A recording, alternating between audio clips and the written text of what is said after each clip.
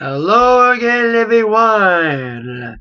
Zack Attack is here with the Attack Line for Monday, May 21st, 2012. Before we get on to the entertainment news of the day, some of my DJ Zack Attack news on gigs I had over the weekend. Mentioned on Thursday my gigs I did on Thursday, my RHS lunches and senior brunch. Those were fun, like I mentioned, as well as my Power 5th grade activity night. But on Friday, I did a splash bash down at the RHS pool. Not much to say about it. Attendance has been up and down as of late. The splash bashes have not been fun lately to do. Who knows if I'm going to do them for a while. But to make up for it, there was a decent gig on Saturday. My cousin Amanda, who you've seen on my videos, because she went with me to my TNA event I went at Soaring Eagle. She went with me to that, and Saturday we celebrated her Sweet 16. It was a surprise birthday party. I DJ'd that.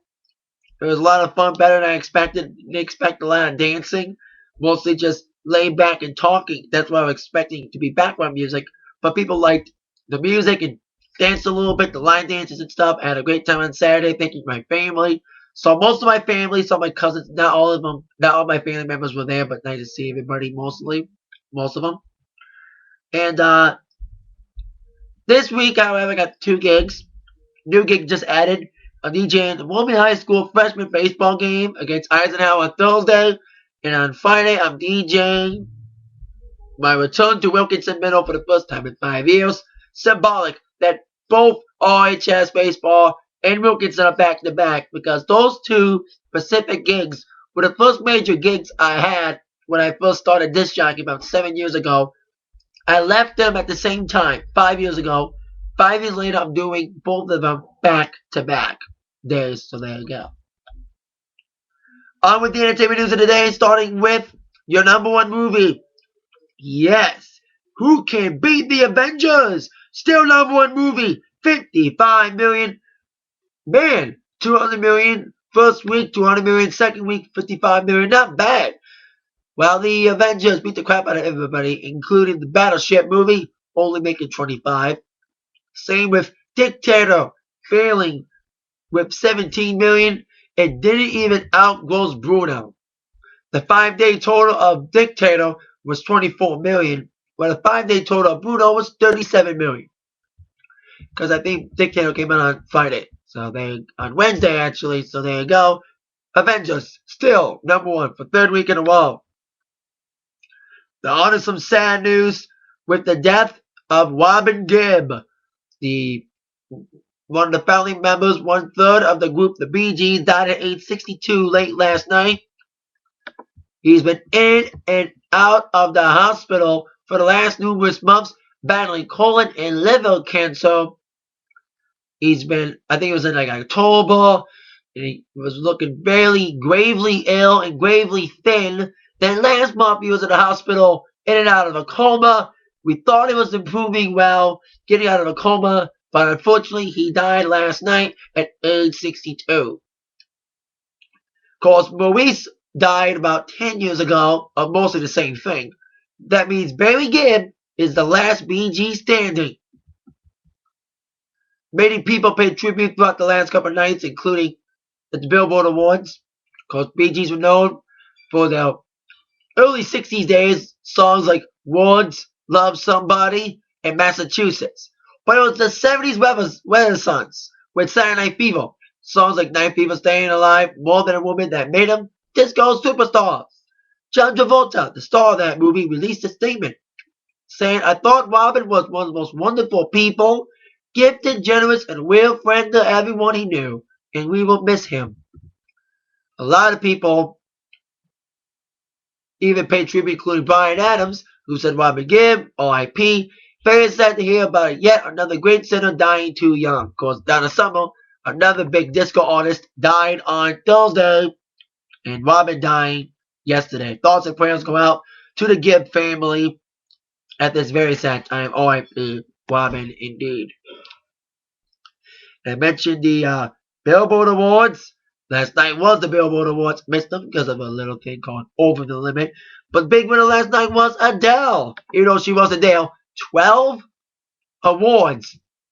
top artist, top female, top Billboard 200 artist, top Billboard 200 album, top Hot 100 artist, top digital songs artist, top radio artist, top pop artist, top pop album. I mentioned top Billboard top 200 album, best alternative song for Rolling in the Deep, and best streaming song audio for Rolling as well. Another big winner was LMFAO, winning best top duo or group, beating Adele shockingly for best Hot 100 song for Party Rock Anthem, but also won best dance song, best rap song, and best pop song and best digital song.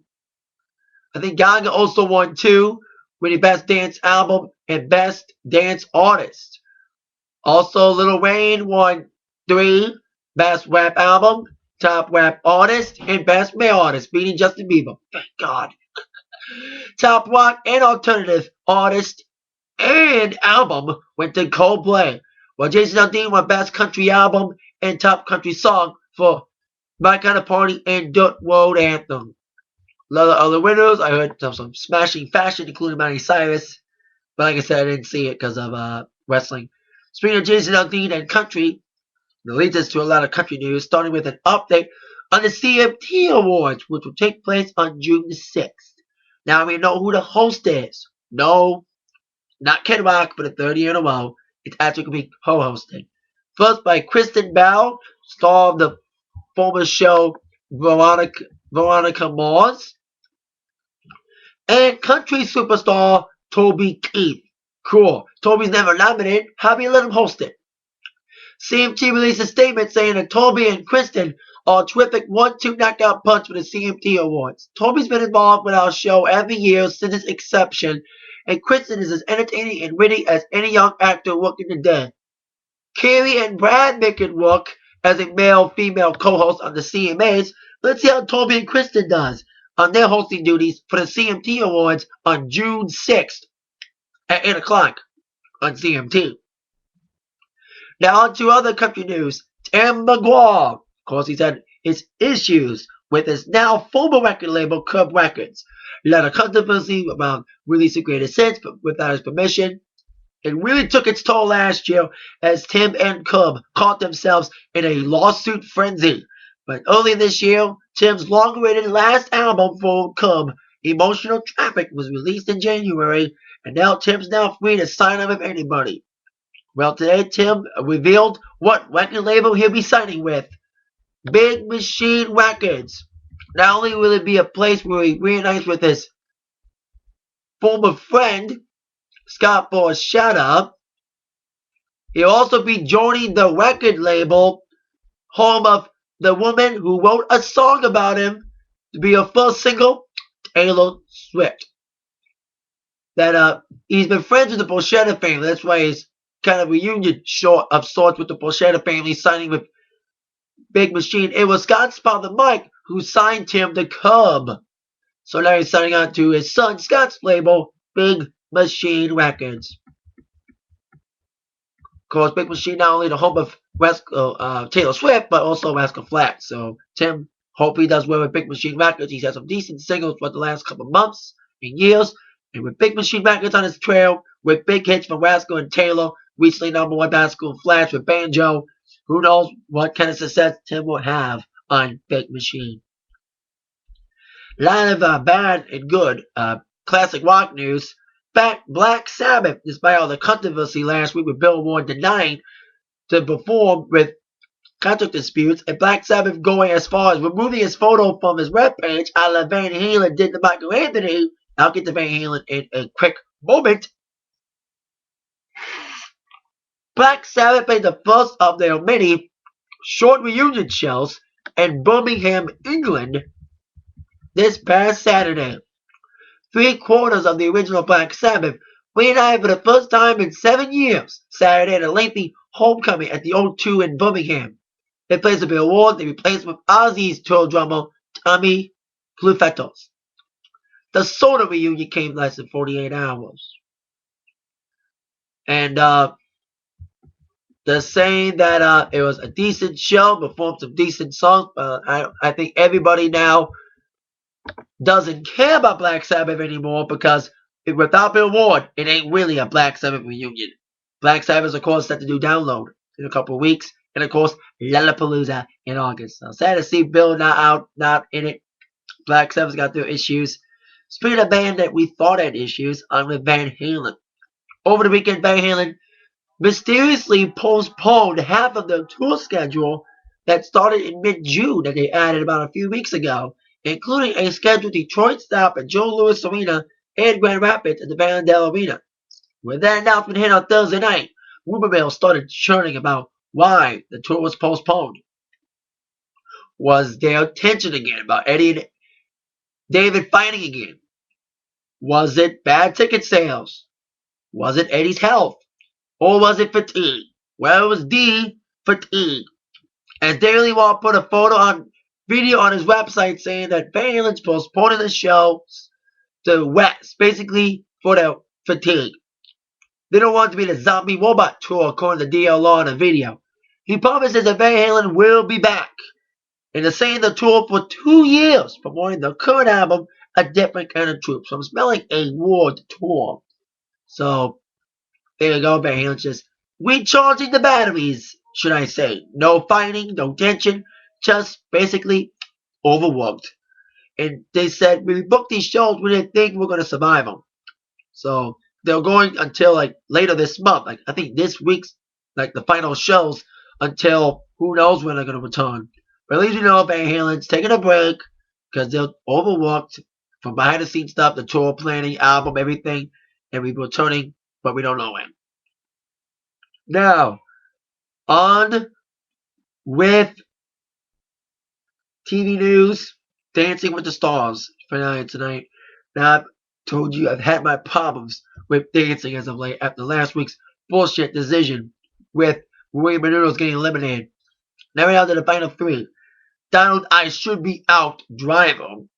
William, I'm glad no one voted me out, but I should have. Either me or Donald should have gone home leaving. And Catherine, I'm going to fucking win Jenkins.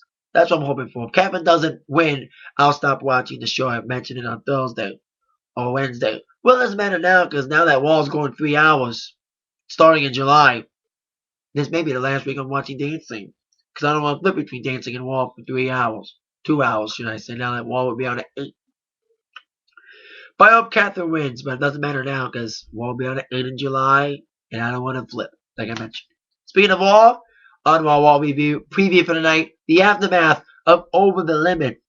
Like I said on my review, it was kind of a decent pay-per-view, but it was drowned down by a lot of bullshit, including our main event, which I'll get to in a moment when I get to the top 5 questions that must be answered tonight. Starting with question number 5. Will Batista or Brock Lesnar come tonight? Now, we thought that Brock and Batista would interfere in tonight's and last night's main event with John Cena and John Laurinaitis. Instead, we had a returning Big Show, which I'll get to in a moment when we get down to the questions. So Batista and Lesnar did not return because Batista's been rumored for Revolution is coming Bible video campaign. Now you heard that he may return next week on Raw. So maybe no Batista this week. They're saying next Monday will be the Revolution is coming thing will happen. Maybe the return of Batista next week. Brock Lesnar, maybe we'll see him tonight. And of course, probably Paul Heyman, lawsuits again, WWE, blah, blah, blah. Question number 4. Will we see the returning Christian tonight? Christian returned last night at the Over the Limit pay-per-view, competing in a Battle Royal. He won it, challenged Cody Rhodes for the IC Championship. If we have a new IC Champion named Christian, he'll probably make an appearance tonight to say hi to Raw people. He's now a good guy again. Nice to see him good guy again. So we'll see what happens with Christian. And hopefully this IC title reign will be longer than his World title reigns in the last year. So glad to see him back. Hope his reign lasts longer than not just his title reigns in the World title wise last year, but longer than Cody's reign after winning it at Extreme Rules, then losing it last night. Question number 3. Who's next for CM Punk? Probably a Daniel Bryan rematch. Because we had, of course, the ending of last night's match with Daniel Bryan. Punk countering the Yes Lock to get a pinfall. And he tapped out midway after that. So probably a rematch between Daniel Bryan is imminent either for tonight or at No Way Out. So we'll see who's next for Punk. Speaking of No Way Out, question number 2. Will anything be announced for No Way Out? I'm hearing it's going to be a steel cage pay-per-view, a la TNA Lockdown for the main events. Not every match like TNA does, so we'll see if they announce anything for No Way Out. Knowing WWE, they always announce next pay-per-view matches quickly after one pay-per-view is done. So we'll probably hear something about No Way Out tonight. Probably. Question number 1. How power hungry will the newly saved ass John Laurinaitis do? And of course, Big Show. Now they're saying on the WWE website, even though John Laurinaitis got a cheap victory, stupid victory last night with a little help from Big Show, they're saying John Laurinaitis got injured, broken clavicle, so no one knows if Laurinaitis will be physically, I'm using this because he may be faking it storyline wise, going to be at Raw tonight. And as we all know, the stupid Big Show showed up last night to punch John Cena, turning heel, saving Laurinaitis' job. This may remind me, like a few years ago, Shawn Michaels worked for JBL, basically because he wanted money because of his family and stuff, and that storyline with JBL. Maybe like late 08, late 09, early 09, and Shawn was working for JBL, supposed to do everything JBL wanted to do. Maybe that's why Big Show turned heel, because Big Show's like, oh, I got fired last week, I need a job, so I'm basically kissing John Laurinaitis' ass because I need a job in this economy. So that could be that storyline. But no matter what, that Big Show thing was fucking stupid. But we'll see what happens tonight on the aftermath of Over the Limit, tonight on Raw at 9 Central on USA Network, dancing at 8 on ABC. That's it for my attack line. See you all later for my Raw review tonight. That mind, you've all been attacked by the news from Zach. Thank you very much for watching again. See you later. And yeah, see ya.